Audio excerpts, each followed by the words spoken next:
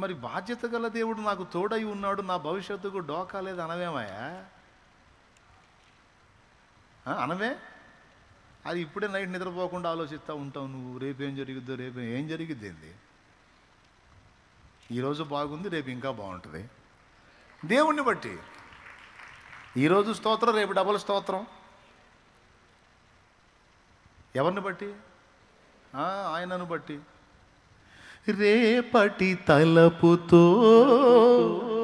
నేడే కలతతో కృంగుట ఎందుకు కలవరముందకు. రేపటి తలపుతో నేడే కలతతో కృంగుట ఎందుకు కలవరముందకు. నమ్మదగినవాడు నీ దేవుడు, సర్వకాలము నిన్ను విడువడు. వాగ్దానమే నీకుండగా భయమేలనే ప్రాణమా, వర్ణింపగా సాధ్యమా నీపైన యేసయ్యకున్న ప్రేమ. నిన్నే పిలచి తనలా మలచే యేసుపై ఆనుకో నా ప్రాణమా, ఆ యేసునే నమ్ముకో అంతరంగమా. యేసుపై ఆనుకో నా ప్రాణమా, ఆ యేసునే నమ్ముకో అంతరంగమా. హృదయమా నా హృదయమా, యేసయ్య ప్రేమను గాంచుమా, యేసయ్య ప్రేమను గాంచుమా. ప్రాణమా ప్రాణమా నా ప్రాణమా, యేసయ్య స్నేహము గోరుమా, యేసయ్య స్నేహము గోరుమా. నిన్నే తలచి నిన్నే వలచి దేవుడే మనుషుడైన చిత్రము చూడుమా, ఆ దేవుడే చిత్రము చూడుమా. దేవుడే మనుషుడైన చిత్రము చూడు నీ భవిష్యత్తు కోసం. ఆ దేవుడే దీనుడైన చిత్రము చూడు. అది చేసినోడు ఇది చేయలేడా? నీ భవిష్యత్తు కోసం భూమి మీదకి వచ్చి ప్రాణం పెట్టినోడు బతికే 4 రోజులకి నీకు సపోర్ట్ చేయడా? ఎంతమందికి విశ్వాసం ఉంది? మరెందుకు దిగులు పడుతున్నావు? మరెందుకు టెన్షన్ పడుతున్నావు? మరెందుకు నిద్ర లేకుండా ఇబ్బంది పడుతున్నావు? మరెందుకు తిండి మానేసి తిరుగుతున్నావు? మరెందుకు భయపడతా ఉన్నావు? ఊరుకూరుకునే ఎందుకు టెన్షన్ పడుతున్నావు? పోనీ ఇంతసేపు దడపడి సమస్య నువ్వేమైనా డీల్ చేస్తావా? జరిగిపోయిన వాటిని నువ్వు మార్చగలవా? జరగబోయే భవిష్యత్తును నువ్వు శాసించగలవా? దేవుణ్ణి బట్టి శాసించగలవు. దేవుణ్ణి పట్టుకుంటే. దేవుణ్ణి పట్టుకోకుండా దిగులు పడ్డావు అనుకో, ఏ సమస్య గురించైనా భవిష్యత్తు కూడా పాడు చేసుకుంటాం.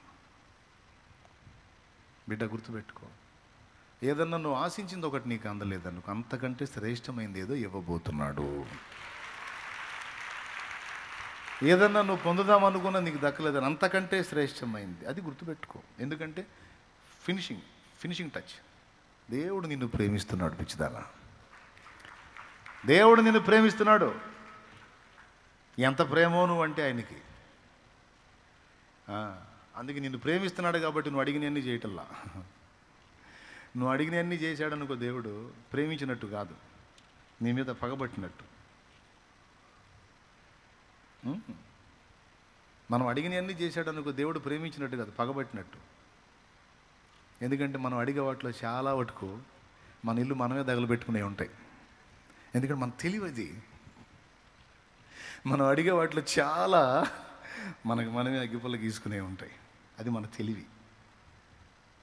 అందుకని ఆయన మన నాన్న కాబట్టి, తండ్రి కాబట్టి, ప్రేమ కలిగినోడు కాబట్టి, ప్రేమను బట్టి నువ్వు అడిగినవన్నీ చేయడు. నువ్వు అడిగిన కాలంలో చేయడు, నువ్వు అడిగిన ప్రకారం చేయడు. నువ్వు అడిగింది క్రమంగా ఉండి నీకు భవిష్యత్తుకు డోకా లేదనుకుంటే ఖచ్చితంగా చేస్తాడు. నువ్వు అడిగింది మంచిదైతే, నీకు యోగ్యమైనదైతే ఖచ్చితంగా చేస్తాడు. నువ్వు అడిగిన టైంలో కూడా చేస్తాడు. లేదు, దేవుడు నీకేదో గొప్పగా చేద్దాం అనుకుంటే నువ్వేదో అంజూరు పాకుల్లాగా తిప్పలు పడితే నవ్వుకుంటాడు. మన తెలివంతా అంజూరు పాకులే. అంజూరు పాకులా అదేంది అనే ప్రశ్న వచ్చింది కదా. వచ్చింది. ఆదాము హవ్వలు వద్దన్న పండు తిన్నప్పుడు వాళ్ళకి జ్ఞానం వచ్చింది. ఆ వచ్చిన జ్ఞానం ఎంత గొప్ప జ్ఞానం అంటే, సిగ్గు కప్పుకోవటం అనేది తెలిసింది కానీ ఏం పెట్టి కప్పుకోవాలో తెలియలే. అంజూరు ఆకులు తీసుకొని వాటిని చుట్టుకున్నారు. ఆకులు ఎన్ని రోజులు ఉంటాయండి? ఆకులు ఎన్ని రోజులు ఉంటాయి అంటే, మానవుడికి జ్ఞానం వచ్చింది కానీ అది అల్పమైన జ్ఞానం. అర్థమైందా? ఏది బెస్ట్? దేవుడు వేసాడు చూడండి. ఒక్క దెబ్బకి 2 పిట్టలు అంటారు కదా. అట్లాగా ఒక పశువుని బలిచ్చి వారి పాపాలకు ప్రాయశ్చిత్తం చేశాడు. ఓకేనా? ఒక పశువుని బలిచ్చి వారి పాపాలకు ప్రాయశ్చిత్తం చేసి వాళ్ళ మీదకి రావాల్సిన మరణాన్ని పశువు మీదకి రప్పించాడు. దీనికి క్రీస్తు మన పాపాల కోసం బలయ్యేదానికి ముంగుర్తుగా సాదృశ్యంగా స్టార్టింగ్లోనే చూపించాడు. ఏమైనా అర్థమైందా? వీళ్ళకు బదులు ఒక పశువు, అలా మనకు బదులు దేవుడు తానే బలయ్యేటువంటి ఘట్టం ముంగుర్తుగా అక్కడ చూపించాడు. వాళ్ళ పాపాలకు ప్రాయశ్చిత్తం దాని మరణంలో చూపించాడు. దాని చర్మాన్నే తీసుకొని వాళ్ళ దేహాలకి కచ్చడాలుగా చేశాడు. చర్మపు చొక్కాయిలు తెలుసా మీకు? వాటి వల్ల ప్రయోజనం 3 కాలాలు క్షేమం. చలికాలం నువ్వు చర్మపు చొక్కాయలు వేసుకుంటే వెచ్చగా ఉంటుంది. వేసవి కాలంలో నువ్వు చర్మపు చొక్కాయలు వేసుకుంటే చలవ. వర్షాకాలంలో వేసుకుంటే తడవవు. చూసావా? మనోళ్ళు ఏం చేశారు? దేవుడు ఏదో చేద్దాం అనుకుంటాడు, మనం ఏదో అడుగుతాం. ఆయన అంటాడు, ఏం మనిషిరా, నేను ఎక్కడో ఉంచుదాం అనుకుంటాను, నువ్వేందిరా అంత ప్లాట్ఫారం ఎవరని చెబుతావు అంటాడు. ఏమన్నా అర్థమైందా? కాబట్టి దేవుడు నీకు ఒకటి చేయలేదు, నీకు ఒకటి ఇవ్వలేదు, ఒకటి కార్యం జరగలేదు అంటే, నిన్ను ప్రేమించే దేవుడు నీకు ఎందుకు అందనిలా? నిన్ను ప్రేమించే దేవుడు ఆ పరిస్థితిని నీకు ఎందుకు అనుమతించాడు? దాని వెనక నీకు ఇంకా శ్రేష్టమైంది దాచిపెట్టాడు. అర్థమై కొడుతున్నావా లేకపోతే నేను ముగించానని కొడుతున్నావా? అర్థమైతే గట్టిగొట్టు మరే. హల్లెలూయా. లైవ్లో ఉన్నవాళ్ళు, జూమ్లో ఉన్నవాళ్ళు కూడా చెప్పండి, దేవుడు నీకు ఇంకా శ్రేష్టమైన దాన్ని దాచి ఉంచుతాడు. నీ పిల్లలకు కూడా చెప్పు. వాళ్ళు ఏడుస్తూ ఉంటారు, కృంగిపోతూ ఉంటారు, నేను ఇది అనుకున్నాను మమ్మీ, నాకు ఇది కాలేదు, డాడీ నాకు ఇది కాలేదు. అదే ఎవడను ఇంకా శ్రేష్టమైనవి, ఇంకా శ్రేష్టమైనవి. యెషయా అనుకున్నాడు, వాడు ఆ మందను కాసుకొని బతికితే చాలాడు, ఆ చిన్న మందను కాసుకొని బతికితే, రే వాడు యుద్ధానికి కూడా పనికి రా, నువ్వు గొర్రెలకు పోరా, గొర్రెలకు పో, ఆ మందను కాసుకొని బతికితే చాలు అనుకున్నాడు. కానీ ఇశ్రాయేలు సమూహం అంతా, ఇశ్రాయేలు మందంతటిని కాయటానికి దేవుడు ఏర్పరచుకున్న పాత్ర దావీదని యెషయాకి తెలియదు. ఆ చిన్న మందను కాసుకుంటే ఆడు బతికిపోతాడు, ఈ జీవితం చాలా ఆడికి అనుకున్నాడు. అందుకే మిగిలిన కొడుకులందరినీ తీసుకొచ్చాడు. అసలోనిది ఎలా, నీ కొడుకులు ఇంతమంది అయినా ఇంకెవరన్నా ఉన్నారా అని సమూయేలు అడిగితే, ఇంకనూ కడసారి వాడు ఉన్నాడు. మరి మొత్తాన్ని తెమ్మన్నాగా, వాడు చిన్నోళ్ళు 2 గొర్రెలు కాసుకున్నాడు, వాడికి అయ్యే ఎక్కువ. పిల్లవయా, దావీదు అల్లంత దూరంలో ఉండి, అదిగో నేను ఏర్పరచుకున్నవాడు వస్తున్నాడు, ఓ తైలం పోయిపోమన్నాడు దేవుడు. అరే నీ బిడ్డ ఇలాగుంటే చాలని నువ్వు అనుకుంటావు, నీ బిడ్డకి మంచి భవిష్యత్తును దేవుడు డిజైన్ చేసి పెట్టాడు, ఇంకా బెటర్ లైఫ్. నువ్వు అనుకుంటావు వాడు ఇలా బతికితే చాలు, నువ్వు అనుకుంటావు వాడు అలా బతికితే చాలు, దేవుడా వాడికి ఈ మాత్రమే చాలు, వాడికి ఆ మాత్రమే అని నువ్వు అంటావు. నీకంటే ప్రేమ గలవాడు, వాని సృష్టి వెనుక నీ హస్తం కాదు ఆయన హస్తం ఉంది. ఇంకా బెటర్గా వాని ఎడల ప్రణాళిక దేవుడు నెరవేరుస్తాడు, ఆమె ఎడల ప్రణాళిక దేవుడు నెరవేరుస్తాడు. మీరు చెప్పండి, యోసేపు వాళ్ళ అమ్మని మనం కూర్చోబెడితే, ఒకవేళ రాహేల్ బతికుంటే ఏమని ప్రార్థన చేసేది? మా అబ్బాయి పొరపాటును కూడా ఐగుప్తు పోకూడదు తండ్రి, వాడు ఇక్కడే ఉండాలి ప్రభా, వాళ్ళ అన్నలతో పాటు గొర్రెలే కాసుకోవాలి తండ్రి. ప్రభా స్తోత్రం నాయన, నన్ను ఎప్పుడు మావాడు గొర్రెలు గాయాలి, గొర్రెలు గాయాలి, గొర్రెలు గాయాలి, బర్రెలు గాయాలి, బర్రెలు గాయాలి, గొర్రెలు గాయాలి ప్రార్థన చేసేది. ఎందుకంటే వాళ్ళు వృత్తి అదే కాబట్టి. చేసిద్దా చేయదా? లేకపోతే మావాడు రాజు అవ్వాలని చేసిందా? ఏ దేశానికి రాజు అవుతాడు? అసలు రాజ్యం ఏదో వాళ్ళకి ఏమని చేసేది? ఇప్పుడు నువ్వు చేసినట్టే చేసేది. నువ్వేదో గొర్రెలో బర్రెలో దేవుడు ఆడుతావు మీ వాడికి. ప్రభా మా వాడికి అది రావాలి, మా వాడికి ఇది కావాలి, మా అమ్మాయికి అది కావాలి, మా అమ్మాయికి ఇది కావాలి. ఏ గొర్రెలో బర్రెలో దేవుడు ఫిక్స్ అయిపోవాలని నువ్వు అనుకుంటావు. స్థిరపరచమని అడుగుతావు. దేవుడు మౌనంగా ఉంటాడు. ఎందుకంటే దేవుడు యోసేపు చేత గొర్రెలు బర్రెలు గాపించాలని కాదు, యోసేపుని లక్షల మందికి రక్షకుడుగా నిర్ణయించాడు దేవుడు. ప్లాన్ అండి. యోసేపుని లక్షలాది మందికి రక్షకుడుగా నియమించాడండి. తన జనాంగం మొత్తానికి ఆధారం చేశాడండి. యోసేపుని గొర్రెలు కాసేవాడుగా కాదు, ఒక సింహాసనం ఎక్కి పరిపాలించి ఫరోకే ఫరో అయ్యేంత స్టేటస్లోకి యోసేపుని డిజైన్ చేశాడండి దేవుడు. ఇంత ప్లాన్ వాళ్ళమ్మకేం తెలుసు, యాకోబుకేం తెలుసు అండి? యాకోబు అన్నలకు కూడా తెలియదండి. యాకోబు కుమారులు మిగిలిన కొడుకులు యోసేపు అన్నలకు కూడా తెలియదు. పనికి మాలోడు కళ్ళలు గంటాడు, ఊరగ తిని నిద్రపోతాడు, నిద్రపోతే కళ్ళగా వచ్చేది, దిక్కుమాల కళ్ళన్నీ గంటాడు, వచ్చి మనల్ని ఎగతాళి చేస్తూ ఉంటాడు, ఈయన చంపేయాలనుకున్నారు వాళ్ళు. కానీ ఆ వ్యక్తి విషయంలో దేవుని ప్లాన్ ఏంటి? యోసేపు వాళ్ళు అమ్ముంటే ఏమని అడిగేది? మీరు చెప్పండి, ఏం అడిగేది? మావాడు రాజు అవ్వాలంటే గొర్రెలు మంచిగా సమృద్ధిగా అభివృద్ధి చెందాలి తండ్రి, చాలా విస్తారమైన మందలు కావాలి, గొర్రెలే గాయాలని అడిగిద్దా? ఏం అడిగిద్ది? ఇప్పుడు నువ్వేం అడుగుతున్నావు అదే అడిగిద్ది. నువ్వేదో అనుకుంటావు అదే జరగాలి మా వాడికని అనుకుంటావు. జరిగిస్తే స్తోత్రం, జరిగించకపోతే గుర్తుపెట్టుకో, గొర్రెలు మందలు పశువులు కాదు, మనుషుల్ని గాయబోతున్నాడు. మనుషుల్ని గాయబోతున్నాడు. దేవుడు కార్యాలు జరగబోతున్నాయి. నువ్వు ఊహించని మలుపులు తిరగబోతున్నాయి. నువ్వు అనుకొనని కార్యాలు జరగబోతున్నాయి. ఈరోజు ఈ చిన్నది చాలు, ఈ కొంచెం చాలు, ఈ కొంచెం చాలు నువ్వు అనుకుంటున్నావు. నో నో నో, నువ్వు ఊహించిన దానికంటే అడిగిన దానికంటే ఉన్నతంగా దేవుడు కార్యాలు జరిగించబోతున్నాడు. ఇది భవిష్యత్తు. అది నీ తలంపుల్లో ఉండాల్సింది, అది నీ ఆలోచనలో ఉండాల్సింది. అది ఇది మిస్ అయిందా, మరి శ్రేష్టమైంది అనే అనుకోవాలి. కానీ అనుకున్నది దక్కల. ఇంక నేను ఎందుకు బతకాలి? నీ బొంద. అంతకంటే శ్రేష్టమైన జీవితాన్ని నా తండ్రి నీకు సిద్ధపరిచాడు, నీ బిడ్డల దగ్గర సిద్ధపరిచాడు. నీ భవిష్యత్తు ఆశీర్వాదకరంగా ఆయన ప్లాన్ చేసుకొని ఉండొచ్చు. కాబట్టి నా జీవితం అంతే. నేను ఊహించలేదు కదా, అందుకే స్టార్టింగ్ ఆ పాట పాడుకున్నా. మరి పాడే కదా, ఇంకొద్దులే, టైం అయిపోయింది కదా, ప్రార్థన చేస్తాను. దేవునికి స్తోత్రం. కాబట్టి మీరు ఎంతమంది అర్థం చేసుకున్నారేమో, నిన్ను ప్రేమించి నీకై ప్రాణం ఇచ్చిన నా ప్రభువు, నీ భవిష్యత్తుకే భూమి మీదికి దిగొచ్చి సిలువ నీకు ప్రాణం పెట్టి నీ భవిష్యత్తుకు డోకా లేకుండా నీకు రక్షణ మార్గాన్ని వేసిన ప్రభు,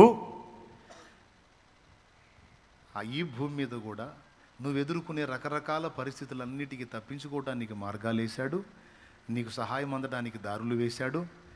నీ భవిష్యత్తు, నీ వారి భవిష్యత్తుకి ఇబ్బంది లేకుండా, ఎందుకంటే నువ్వు క్రీస్తులో ఉన్నావు. ఇబ్బంది లేకుండా అన్ని విషయాలు ఆయన ఎంటర్ అవుతాడు. నువ్వు నమ్మినా నమ్మకపోయినా అని నేను అనను, మర్యాదగా నమ్ము. దేవునికి స్తోత్రం. మర్యాదగా నమ్ము, నెమ్మదిగా ఉండు. ఆఖరికి చావైనా సరే, నీకెంత కంపెనీ జబ్బున్నా ఆయన సెలవు లేకుండా సాగు కూడా రాదు. అంతే. దేవుడు స్వస్థపరచగలడు. ఆయన చిత్తమైతే ఒక నీ రిపోర్ట్ అద్భుతంగా మార్చి ఒక సాక్షిగా నేను నిలబెట్టగలడు. మిగిలిన వాళ్ళకి జరిగిందంటే వాళ్ళెవరికి జరగంది నీకు జరగవచ్చు. వాళ్ళెవరికి చిక్కని కృప నీకు చిక్కొచ్చు. వాళ్ళెవరికి దక్కని భాగ్యం నీకు దక్కొచ్చు. కరోనా టైంలో 70 శవాలు లేచిపోయినాయి కిరణ్ చుట్టుపక్కల, 70 శవాలు. డాక్టర్ గారు అన్నాడు, డాక్టర్ సుబ్రహ్మణ్యం గారు, దేవుని బిడ్డ, ప్రార్థనాపరుడు, కిరణ్ అన్న దగ్గరికి వెళ్ళి చెప్పాడు, కిరణ్ అన్న, వాళ్ళెవ్వరికి లేనిది నీకుంది, దేవుని కృప, నీకేం కాదన్న ధైర్యంగా ఉంటా, నీకు ఇస్తాడు. ఇదే అనుకో, వాళ్ళకు లేనిది నాకుంది, దేవుని కృప. వాళ్ళ జీవితంలో జరిగిందా, వీళ్ళ జీవితంలో జరిగిందా ఏమో, నీ జీవితం నుంచి ఒక అద్భుతం మొదలుపెట్టి దేవుడు తన కార్యం జరిగించుకోవచ్చు. దానికి నువ్వే కేంద్ర బిందువు కావచ్చు. ఓకే, కాబట్టి ఎందుకు నిరాశపడాలి? సైతాను గాడికి ఎందుకు? మనం కదిలితే వాడిని పిలుస్తూ ఉంటాం దరిద్రుడిని. అది పెద్ద పాత చుట్టంలాగా. వాడు చుట్టం కాదు, వాడు చుట్ట. సాధ్యమైనంత ఎడంగా ఉంచాలి వాడిని, దరిద్రుడిని. గబ్బెదవా వాడు చుట్టం కాదు, చుట్టవాడు. చుట్టపోగా అక్కడ తగిలితేనే మనకి ఎక్కడ తిరుగుతుంటుంది తల. ఆడ దరిద్రుడు వాడు. మనం కదిలితే దేవుణ్ణి పిలుచుకోవాలి. చెప్పండి, ఇప్పుడు పాడండి. కాపాడినావు ఇంతకాలము, కాపాడెదవు ఇక ముందు కాలము. కాపాడినావు ఇంతకాలము, కాపాడెదవు ఇక ముందు కాలము. నిన్ను మరువనయ్య నా జీవితాంతము, నిన్ను మరువనయ్య నా జీవితాంతము. అమరం అతి మధురం నీ దివ్య స్నేహము, అమరం అతి మధురం నీ దివ్య స్నేహము. నిన్ను మరువనయ్య నా జీవితాంతము, నిన్ను మరువనయ్య నా జీవితాంతము. నీకే నీకే నా బ్రతుకు సొంతము, నీకే నీకే నా బ్రతుకు సొంతము. అందుకొనుము దేవా ఆరాధన, నా దీన స్తుతి నివేదన. అందుకొనుము దేవా ఆరాధన. హల్లెలూయా. కొంతమంది జీవితాలు ఎలా ఉంటాయంటే, ఈజిప్షియన్ పిరమిడ్స్ మీకు తెలుసా? ఈజిప్షియన్ పిరమిడ్స్, ఐగుప్తు పిరమిడ్లు అండి, ప్రపంచ వింతల్లో ఒకటి. రైట్. ఈజిప్షియన్ పిరమిడ్స్తో పాటు ఈజిప్ట్ వాళ్ళు చేసిన శవాలు కూడా మీకు తెలుసు కదా, మమ్మీలు. మమ్మీలు ఒక సమయంలో ఏం జరిగిందంటే, ఒక రాజు కొడుకు అటు బాల్యంలోనే చచ్చిపోతాడు. అటు బాల్యంలో చచ్చిపోతే వాళ్ళు ఏం చేస్తారంటే, ఒక పెద్ద ఏరియాని సిద్ధపరచుకుంటారు ఈ శవాన్ని పెట్టడానికి. మామూలుగా 6 అడుగులు గుంట తీసి గుంటలో పెట్టడం కాదు, మనం చేస్తాం ఆ పని. వాళ్ళు అట్ట కాదు. రాజులు చనిపోతే, ధనవంతులు చనిపోతే ఆ డెడ్ బాడీని వాళ్ళు చెడిపోకుండా దాన్ని సిద్ధపరచడానికి రోజులు తీసుకుంటారు. రకరకాల లేపనాలు పూస్తారు ఆ బాడీకి. అయి పూసి అప్పుడు 5000 సంవత్సరాల క్రితం పెట్టిన ఆ బాడీసు ఇప్పటికంతే ఉన్నాయి. ఐగుప్తు మమ్మీలు, ఈజిప్ట్ మమ్మీలు. అర్థమైందా? ఆ బాక్స్ మూత ఓపెన్ చేస్తే డెడ్ బాడీలు అంతే ఉంటాయి. అప్పుడెప్పుడో భూస్థాపన చేసినాయి. ఆ భూస్థాపన అంటే భూమిలో పెట్టినవి కాదు, ఆ బాక్సుల్లో పెట్టి భద్రపరుస్తారు. వాళ్ళు వాటికి లేపనాలు పూస్తారు. ఐగుప్తులో యాకోబు చనిపోయినప్పుడు, యోసేపు తండ్రి అయిన యాకోబు చనిపోయినప్పుడు కూడా ఆయన్ని చాలా రోజులు సుగంధాలతో సిద్ధపరిచారట, ఆ బాడీ ఖరాబ్ కాకుండా. అలాగా ఈ యువరాజు చనిపోయినప్పుడు ఎందుకు వాళ్ళు అలా చేస్తారంటే, అలా బాడీని లేపనాలు పూసి సిద్ధం చేసి, ఇది ఒక్కటేనండి నేను ప్రార్థన చేస్తా, మనసు పెట్టినండి, అది అట్లా, అది అప్పటి బాడీస్ అయి అట్లా వాటికి అన్ని రకరకాలు పూసి బాడీ ఖరాబ్ కాకుండా అది బాక్సులో పెడతారు. పెట్టి ఏం చేస్తారంటే, ఆ బాక్స్ని ఒక ఏరియాలో పెట్టి అదంతా ఓపెన్ పెట్టేసి, ఆ ఓపెన్లో బంగారు, వెండి వస్తువులు, రకరకాలు అక్కడ విలువైన సంపద అంతా తెచ్చి అందులో పెడతారు. వాళ్ళ విశ్వాసం ఏంటంటే, వాళ్ళు లెగుస్తాడు, లేచినప్పుడు ఇవన్నీ అడిగి ఉపయోగపడతాయని. మన వాళ్ళు తాగుబోతుళ్ళు సీసా పెట్టినట్టు తెలుసా మీకు? తాగుబోతుళ్ళది భలే సందడి ఉంటుంది. చచ్చిపోయిన దగ్గర వాళ్ళతో పాటు ఆడు తాగి చచ్చిపోయాడు. నాకు ఇట్లాంటి కేసులు చాలా తగిలినాయి. అప్పుడు సమాధి కార్యక్రమానికి వెళ్ళేవాడినిగా, అప్పుడప్పుడు టింకు మాస్టర్లు కూడా తగిలేవారు. తాగి చివరాఖరిలో మారు మనసు పొంది బాప్తీసం పొంది ఇక అంతా వదిలేసుకొని దేవుణ్ణి నమ్ముకొని బాప్తీసం పొంది ప్రభు పిలుపుని బట్టి చచ్చిపోతాడు అనుకో, ఆ సమాజ కార్యక్రమానికి మేము పోతే వీళ్ళు వస్తారు మందుబాబులు వచ్చి వాళ్ళ డైలాగులు ఉంటాయి. రే లేరా, రే ఇదిగో క్వార్టరా ఫుల్, లేరా లేరా అని లేపుతున్నాడు. లేవడు, పొరపాటున వాళ్ళు లేస్తే ఇది తాగిందంతా దిగిద్ది.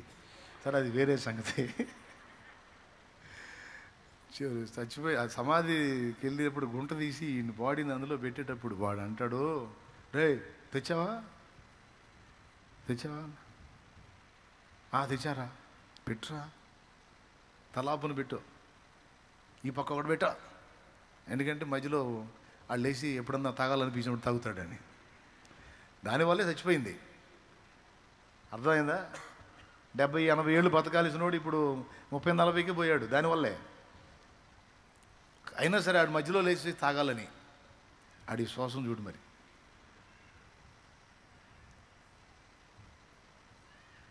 వీళ్ళు కూడా అట్లా ఆ నిధి వాళ్ళ దగ్గర ఉన్న సంపద అంతా దాచిపెడతారు ఆడి దగ్గర, ఆ డెడ్ బాడీ దగ్గర. నీకు దాన్ని ప్యాక్ చేసి పడేస్తారు. అట్లాంటి నిధి కోసం ఈ పురావస్తు తవ్వకాలు జరుపుతారు. అలాంటి శాస్త్రవేత్త కూడా తవ్వకం జరిపాడు. తవ్వకాలు జరిపాడు. ఎక్కడుంది అతన్ని పెట్టింది, ఆ గుహ తెలుసుకుంటే, ఆ ఉనికి తెలుసుకుంటే, ఆ ప్రదేశం తెలుసుకుంటే ఆ సంపద అంతా వచ్చింది. పాపం 7 సంవత్సరాలు కష్టపడ్డాడు. 7 సంవత్సరాలు కష్టపడి తవ్వి దొరకలా. చివరికి ఆపేశాడు. తను యంగ్స్టర్గా ఉన్నప్పుడు ఆ పని చేశాడు.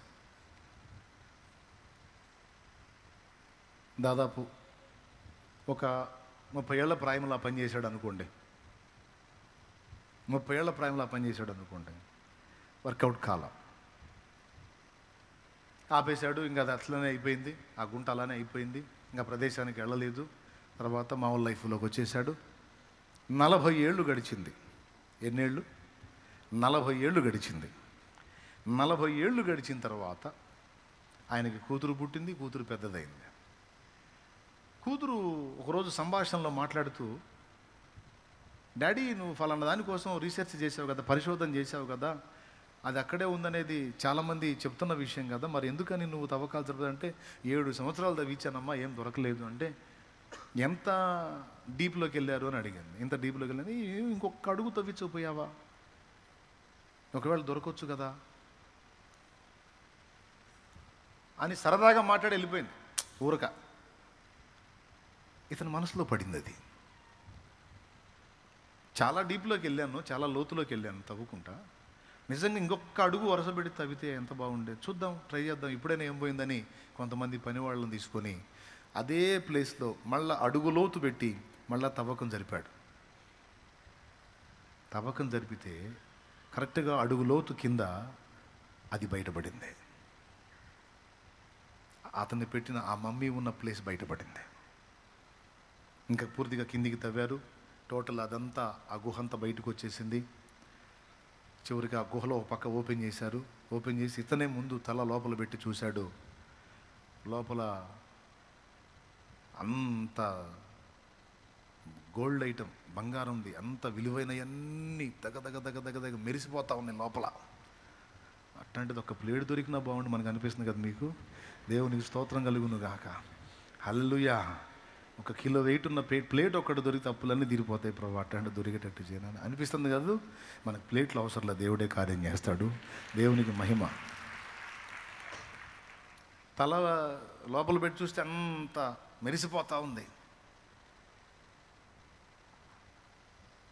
కాసేపు చూశాడు. తల లోపల పెట్టి పెద్దగా ఏడుస్తున్నాడంట. చాలాసేపు ఏడ్చాడంట. బయటికి ముఖం తీస్తే ఆయన కళ్ళన్నీ నీళ్లతో ఉన్నాయంట, ముఖం అంతా దారులు గారి ఉందంట. ఏడుస్తూ ఉన్నాడు. సార్ సంపద దొరికింది, ఎందుకు ఏడుస్తున్నారని వాళ్ళంతా అడిగితే, దొరికింది కానీ దొరకాల్సిన సమయంలో దొరకలేదురా అన్నాడంట. దరిద్రునిరా, 30 ఏళ్ల ప్రాయంలో ఉన్నప్పుడు ఇంకొక అడుగు కొంచెం ఓర్చుకొని ఇంకొక అడుగు నేను అప్పుడే తవ్వుంటే ఇదంతా ఈ 40 ఏళ్ళు నేను అనుభవించేవాడిని. ఇక రేపో మాపో సస్తున్నాను నేను, ఇంకేం చేసుకోవాలి, అందుకే ఏడుతున్నాను రా అన్నాడంట. అంటే పిల్లలు ఉన్నారు, వాళ్ళు తింటారని కొంచెం గొప్ప ఆనందం ఉంటుంది, కానీ నేను పొందలేకపోయానని ఏడుపు ఉంటుందిగా, ఆ ఏడుపు అనుకోండి. కొంతమంది సైకాలజీ ఎలా ఉంటుందంటే, ఇంతసేపు ఓర్చుకొని ఓర్చుకొని ఓర్చుకొని ఓర్చుకొని తీరా దేవుడు మలుపు తిప్పబోయేటప్పుడు వీళ్ళు వేరే స్టెప్ తీసుకుంటారు. అర్థమైందా? చాలా కాలం నిరీక్షించి నిరీక్షించి నిరీక్షించి నిరీక్షించి దేవుడు ఒక అద్భుతమైన మలుపు తీసుకోబోతున్న టైంలో వీళ్ళు వేరే స్టెప్ తీసుకుంటారు. ప్రాణాలు తీసుకోవటమో, లేకపోతే ఇంకొక టైపుకి దిగజారిపోవటమో, ఇంకొక దానికి ఇదైపోవటమో, ఇంకొక తప్పు మార్గానికి వెళ్ళిపోవటమో, ఏదో ఒకటి రాంగ్ స్టెప్ తీసుకుంటారు. నేను ఈ మాట మీకు ఎందుకు చెప్పానంటే, కాలాలు సమయాలు దేవుడు తన స్వాధీనంలో తీసుకొని ఉన్నాడు. చాలా కాలం గడిచిపోయిందని నువ్వు అనుకోవచ్చు. గడిచిపోయిన కాలాన్ని నువ్వు తేకపోవచ్చు, కానీ ముందున్న కాలాన్ని పొడిగించి నువ్వు ఆశించిన దానికంటే శ్రేష్టమైనటువంటి స్థితిని నీకు ఇవ్వగల సమర్థుడు దేవుడు. ఒకవేళ నేను అలా ఇవ్వను అని దేవుడు నీతో మాట్లాడితే అప్పుడు నువ్వు ఏ స్టెప్ అయినా తీసుకో. నీకు ఎప్పుడన్నా చెప్పాడా, నీ బతుకింతే, ఇది మారదు, దీన్ని మార్చడం నా చేత కాదు, నీ కర్మ ఇంత కాలాల్సిందే, నువ్వు ఇట్ట చావాల్సిందే అని నీకు ఎప్పుడన్నా ఫోన్ చేశాడా? ఫోన్ చేస్తే నువ్వు ఏదన్నా సావాలనుకున్నా, బతకాలనుకున్నా, ఆయన నీకు ఫోన్ చేస్తే ఆ స్టెప్ తీసుకో. ఇంత బతుకు ఇంటి వెనకాల తెచ్చినట్టు ఏమండి? అట్లాంటి పనికిమాలిన పనులు, పనికిమాలిన ఆలోచనలు చేయొద్దు, పనికిమాలిన నిర్ణయాలు చేయొద్దు. తీరా దేవుడు కార్యం చేయబోయేటప్పుడు కొంతమంది దేవుడిని వదిలేసి లోకంలో కలిశారు. తీరా కార్యం చేసి దేవుడు మలుపు తిప్పబోయే టైంలో ప్రాణం తీసుకున్నారు. తీరా దేవుడు కార్యం చేయబోయేటప్పుడు దాన్ని వదిలేసి వెళ్ళిపోయారు. సేవకులు కూడా కొంతమంది అట్లనే తేడా పడ్డారు. అందరికీ చెప్తున్న ప్రేమతో, జాగ్రత్త. దేవుడు ఏ రోజున ఏ మలుపు తిప్పుతాడో నీకు తెలియదు. భక్తులందరూ చేసింది ఏంటంటే, వాళ్ళు ఎదుర్కొంటున్న పరిస్థితుల వైపు కానీ, అభ్యంతరపరుస్తున్న వ్యక్తుల వైపు కానీ చూడకుండా అన్నిటినీ బ్యాలెన్స్ చేసి అన్నిటినీ తమకు అనుకూలంగా మార్చగలిగిన దేవుని వైపు వారు దృష్టి నిలిపారు. ఎటు దృష్టి నిలిపారు? దేవుని వైపు వాళ్ళు దృష్టి నిలిపారు. అందుకే విజేతలుగా నిలబడ్డారు, మనందరికీ సాక్షులుగా పరిగణించబడ్డారు. నీకేమర్థమైంది? నిరాశ నిస్పృహలు ఆవరించినాయా? కృంగిపోయి ఉన్నావా? వదిలే. చెప్పు, నీ భవిష్యత్తు ఎవరి చేతిలో ఉంది? ముందే చూశాడా? రైట్. నీ బిడ్డల భవిష్యత్తు, నీ ఇంటి వారి భవిష్యత్తు ఉందని నీకు నమ్మకం ఉందా? దాన్ని ఏ మలుపైన తిప్పగల సమర్థుడు ఆయన అనే విశ్వాసం ఉందా నీకు? అట్లయితే మోకాళ్ళు ఆయన వైపే చూడు. ఆమె దా, మోకాళ్ళ మీదకి రా. దీంతో పాటు గుర్తుపెట్టుకో, లాస్ట్ మాట, మన శత్రువులను కూర్చున్న భవిష్యత్తు కూడా దేవుడు ముందే లిఖించాడు. అర్థమైందా? నాశన పాత్రుడు తప్ప ఎవడూ నశించలేదు అన్నాడు యేసయ్య. మనుష్య కుమారుడు తన గురించి రాయబడిన ప్రకారం పోవచ్చున్నాడు, కానీ ఆయన అప్పగించిన వానికి ఎక్కువ శ్రమ కలుగును అని ఉంది. వాని ఉద్యోగం ఎవరొకడు తీసుకొనును గాక అని యేసును అప్పగించిన యోధాను గురించి కీర్తనలో ప్రవచనం ఉంది. అంటే ఇంకా చాలా సంవత్సరాల తర్వాత యోధా పుడతాడు. యోధా పుట్టకముందే వాడి గతి ఏమైంది అక్కడ ప్రవచనం రాస్తుంది. బిడ్డలారా, శత్రువుల భవిష్యత్తు కూడా దేవుడు ముందే సిద్ధపరిచి ఉంచాడు. మిడిసిపడి వెర్రవీగేటువంటి ప్రతి ఒక్కరి భవిష్యత్తు దేవుడు చూసి నవ్వుకుంటున్నాడు. ఏమండి? రంగు రంగుల లోకపు పొంగులెన్ను చూసి చెంగు చెంగున నీవు పరుగేత నేలనే,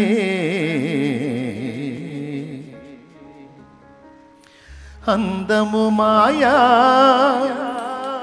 సౌందర్యము వ్యర్థమని త్రాసు మీద ధూళి లాంటి, త్రాసు మీద ధూళుంటే అనుభూతి తెలిసిపోద్ది. అది లైఫ్. త్రాసు మీద ధూళి లాంటి యౌవనమే క్షణికమని, ముడునళ్ళ ముచ్చటని ఎరుగక మిడిసిపడి పొంగేటువంటి శత్రువుల భవిష్యత్తు దేవుడు చూసి నవ్వుకుంటున్నాడు. అది ఎవరైనా సరే. నాసికారంధ్రములలో జీవవాయువును కలిగింది, వట్టి ఊపిరిని పోలి అడవి పువ్వును పోలినటువంటి మనుషులు ఆయన చోద్యంగా చూస్తుంటాడు. అని చిద్విలాసంగా నవ్వుకుంటాడు ఆయన. రంగు రంగుల లోకపు పొంగులెన్నో చూసి, రంగు రంగుల లోకపు పొంగులెన్నో చూసి, చెంగు చెంగున నీవు పరుగేత నేలనే, రంగు రంగుల లోకపు పొంగులెన్నో చూసి, చెంగు చెంగున నీవు పరుగేత నేలనే, అందము మాయా సౌందర్యము వ్యర్థమని, అందము మాయా సౌందర్యము వ్యర్థమని, త్రాసు మీద ధూళి లాంటి యౌవనమే క్షణికమని, త్రాసు మీద ధూళి లాంటి యౌవనమే క్షణికమని, ఉడునళ ముచ్చటని ఎరుగక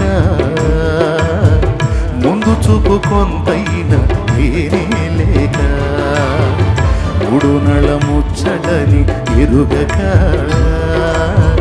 ముందు చూపు కొంతైన వేరే లేక, అంతా వ్యర్థమని అర్థం కాక, అంతా వ్యర్థమని అర్థం కాక, సంతలో వెదకులాటలెందుకే నీటి మీద బుడగా, సంతలో వెదకులాటలెందుకే నీటి మీద బుడగా,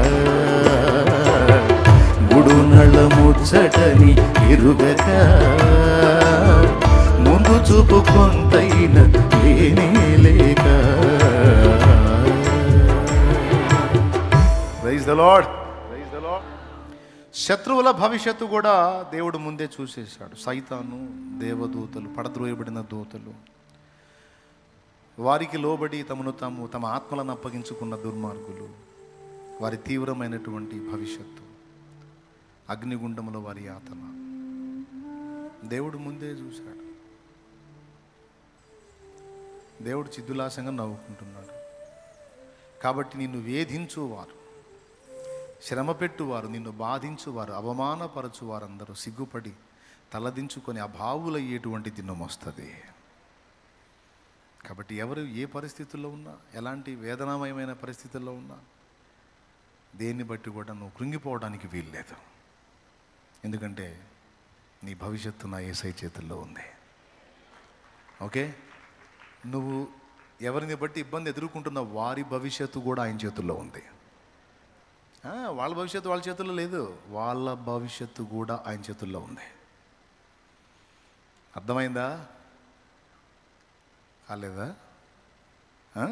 కాబట్టి ఎవరి స్థితి ఎలా మారిద్దో తెలియదు కదా. దేవుడే నీ శత్రువుల విషయంలో కూడా జోక్యం చేసుకుంటాడు. నిన్ను వేధించు వారి విషయంలో జోక్యం చేసుకుంటాడు. బాధించు వారి విషయంలో జోక్యం చేసుకుంటాడు. నేను అవమానపరిచిన వారి ఎదుట నీ తలని ఎత్తుతాడు ఆయన. ఎందుకంటే కొంతమంది ఆ విధమైన ఫీలింగ్స్తో ఇబ్బంది పడుతూ ఉంటారు. దాన్ని కూడా లక్ష్య పెట్టద్దు. అర్థమైందా? ధైర్యంగా దేవుళ్ళో ముందుకు సాగు. జయము నీదే.